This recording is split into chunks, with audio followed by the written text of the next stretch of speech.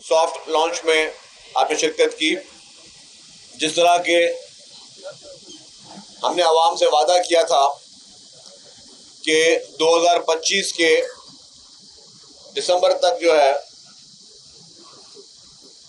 वो double decker buses जो हैं वो कराची के सड़कों पर आ जाएंगी। और आज 31 दिसंबर है। पूरे पाकिस्तान के लोगों को सबसे पहले तो मैं एडवांस में नए साल की मुबारकबाद हो आप सब लोगों को। और हमारा ये इरादा है और हमारी ये कोशिश है कि नए साल में ट्रांसपोर्ट के ज़्यादा से ज़्यादा सहूलियात जो हैं वो हुकूमत सिंध की जानिब से सिंध भर के इलाकों को दी जाए। कराची से हमने शुरुआत की है। आज ये डबल डेकर बसेस की एक इब्तिदाई शुरुआत है, एक तजुर्बाती इसकी स्टार्ट है। कल से ये पब्लिक के लिए खुल जाएंगी। आज ये शहर में अपनी रूटीन के टेस्ट इनके चलते रहेंगे, ये चलती रहेंगी। कल से पूरी पब्लिक इसको यूटिलाइज कर सकती है। और चीफ मिनिस्टर साहब ने जो है उनकी सख्त हिदायतें हैं और हमारी भी ये कोशिश है कि हम 2026 में कराची की हर सड़क पे, हर रोड पे इस तरह की डबल डेकर बसेस को हम लोग शुरू करें। और इसके बाद हमारे, जैसे कल भी मैंने कहा था कि ईवी बसेस के नए रूट्स भी अगले हफ्ते शुरू किए जा रहे हैं सिंध भर में, कराची समेत। तो यही हमारी कोशिशें हैं पीपुल्स पार्टी की लीडरशिप की। यही जो है वो हिदायतें हैं कि जो ट्रांसपोर्ट है वो निहायत एक अहम ज़रूरत है लोगों की। लोगों को अपने कारोबार के लिए, अपने रोजगार के लिए, अपने स्कूल जाने के लिए, कॉलेज जाने के लिए पब्लिक ट्रांसपोर्ट इस्तेमाल करनी होती है। तो इसीलिए हुकूमत सिंध ने ख़ास तौर पर फोकस किया हुआ है, चीफ मिनिस्टर साहब ने, कि जी हम ट्रांसपोर्ट के इस महकमे को अपने पैरों पे खड़ा करें और इस तरह के प्रोजेक्ट्स लेके आए जिससे हम लोगों को ज़्यादा से ज़्यादा फ़ायदा ले सकें। एयर कंडीशन बसेस, कम कीमत में बसेस, और हर जो भी मुसाफिर इसमें बैठ रहा है उसका किराए का एक हिस्सा हुकूमत सिंध भर रही है। ये जितने भी रेट्स हैं ये सारे सब्सिडाइज रेट हैं।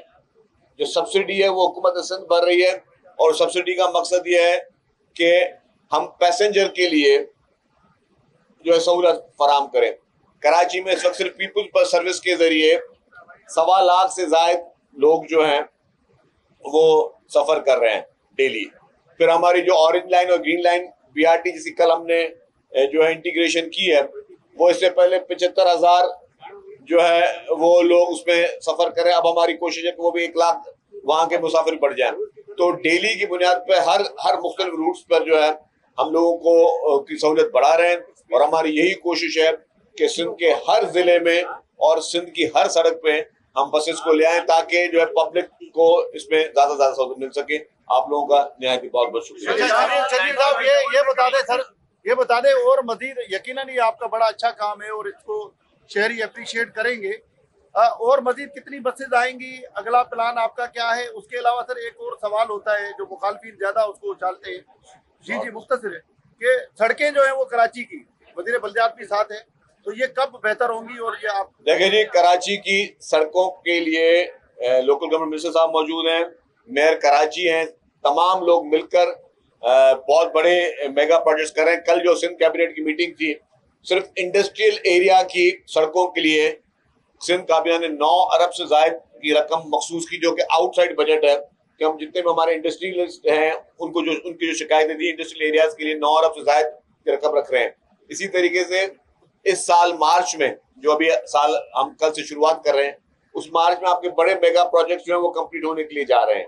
आपके जो शाहराह भुट्टो है उसकी इंटीग्रेशन हो रही है, जो कि हुकूमत सिंध की जानिब से एक बहुत ही अजीम प्रोजेक्ट है।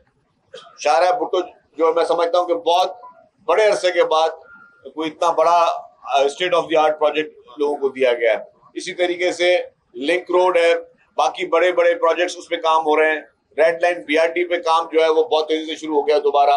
येलो लाइन BRT पे काम हो रहा है और बाकी सड़कें जो है मुख्तलिफ लोकल गवर्नमेंट साहब मौजूद हैं उन्होंने बहुत ज्यादा पूरे सिंध भर में जो है वो सड़कों का जाल बिछा रहे हैं और इस तरह की डेवलपमेंट कर रहे हैं। तो सड़कें, यह हमें पता है कि इस वक्त चैलेंज है, लेकिन वो बेहतर हो रही हैं और उसके लिए पूरी हुकूमत सिंध की टीम और चीफ मिनिस्टर साहब की पर्सनली जो है चीफ मिनिस्टर साहब ने उसको फोकस किया हुआ है, वो टीम जो है उस पर काम करे। ये बताइए कि लाहौर में डबल डेकर बसें और सियासी मकाम में एक अच्छा मुस्बत चेहरा दिखाई, क्या सिंध में भी ऐसा मुस्बत चेहरा दिखाने के लिए हम कराची की सड़कों पे सियासी मकामों पे डबल डेकर बस चलाएंगे? बिल्कुल जी, अभी तो आपको हमारी जो कोशिश है, आप सिर्फ सियाती मुकाम नहीं, हर सड़क पे आपको डबल डेकर बस नजर आएगी। हमने फैसले किए हैं, ये बता चुके हैं भाई। Thank you very much. Senior वजीर शजील मेमन ने डबल डेकर बसों का इफ्तिताह कर दिया है। 5 डबल डेकर बसें इब्तदाई तौर पर मलीर हॉल्ट से फवारा चौक तक चलेंगी। डबल डेकर बसों का कम अज़ कम किराया 80 रुपये और ज़्यादा से ज़्यादा 120 रुपये होगा। सीनियर वजीर ने कहा कि अवाम को ज़्यादा से ज़्यादा सहूलियात दे रहे हैं। सीनियर वजीर शजील मेमन ने डबल डेकर बसों का इफ्तिताह करते हुए कहा कि 5 डबल डेकर बसें इब्तदाई तौर पर मलीर हॉल्ट से फवारा चौक तक चलेंगी। डबल डेकर बसों का कम अज़ कम किराया 80 रुपये और ज़्यादा से ज़्यादा 120 रुपये होगा। आगे आपको बताया कि पाकिस्तान स्टॉक मार्केट ने तारीख रकम कर दी है। पहली बार 2.25 लाख पॉइंट्स का संगे मील अबूर कर गई है। 100 इंडेक्स 757 पॉइंट्स बढ़कर 1,75,200 तक पहुंच गया है। और आपको बता रहे हैं कि आज स्टॉक मार्केट ने नई बुलंदियों को छुआ है और नया रिकॉर्ड कायम किया है। स्टॉक मार्केट पहली बार 2.25 लाख पॉइंट्स का संगे मील अबूर कर गई है। 100 इंडेक्स में 757 पॉइंट्स का इजाफा हुआ है। इस पर मजीद बात कर लेते हैं रिजवान आलम से। रिजवान, बताइएगा, मार्केट आज भी तेज नजर आ रही है, कौन से फैक्टर्स हैं जिनसे तेजी नजर आ रही है? देखिए, साल खत्म होने से कबल लगता है कि स्टॉक एक्सचेंज जो है वो नए रिकॉर्ड बनाती हुई हमें नजर आ रही है। और आज पाकिस्तान स्टॉक एक्सचेंज ने तारीख में पहली बार 2.25 लाख पॉइंट्स का संगे मील उबूर किया है। मार्केट में 381 पॉइंट्स की तेजी से कारोबार शुरू हुआ था। उसके बाद मार्केट में एक मौके पर 760 पॉइंट की तेजी भी देखी गई, जिसके बाद मार्केट ने 1,75,230 पॉइंट्स का जो है वो बुलंदतरीन सतह का रिकॉर्ड बनाया, उसको छुआ। लेकिन इस वक्त थोड़ी सी मार्केट में प्रॉफिट टेकिंग देखी जा रही है और मार्केट मजबत से मनफी जोन में चली गई है। 1,75,230 के बाद अब इस वक्त 1,74,230 पॉइंट्स पर मार्केट ट्रेड कर रही है। 200 से ज्यादा पॉइंट, पहली बार 2.25 लाख पॉइंट्स का संगे मील अबूर कर गई है। बहुत शुक्रिया रिजवान आलम। न्यूयॉर्क टाइम्स की आरएसएस की 100 साला तारीख पर तनकीदी रिपोर्ट आ गई है। एक हिंदू इंतहा पसंद ग्रुप कैसे भारत की सियासत पर काबिज हुआ, न्यूयॉर्क टाइम्स में यह तज्जिया किया गया है। राष्ट्रीय स्वयं सेवक सिंह खुफिया नीम अस्करी हिंदू इंतहा पसंद नजरियाती तंजीम है।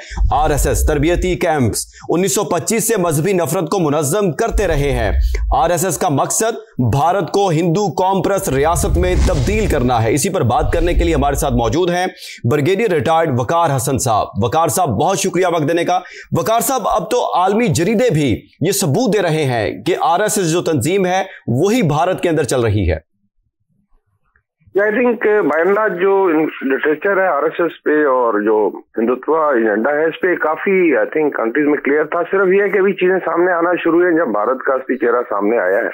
अभी आपने देखा है कि जो आरएसएस है बेसिकली एक दहशतगर्द तंजीम है and this is the first terrorist organisation to be banned in India. ये खुद सरदार पटेल ने 1948 में बैन की जब गांधी को मर्डर किया नथुराम गॉडसे। उससे पीछे आप आइडियोलॉजी देख लें, चाहे गोलवालकर है, सावरकर या हेगड़ेवाल है, they are basically Nazi ideology से ये मुतासर थे, क्योंकि ये 1923 से 25 में बनी। उसी टाइम पे नाजिज्म राइज कर रहा था जर्मनी, और प्रिसाइसली वही प्ले बुक लेके चल रहे हैं।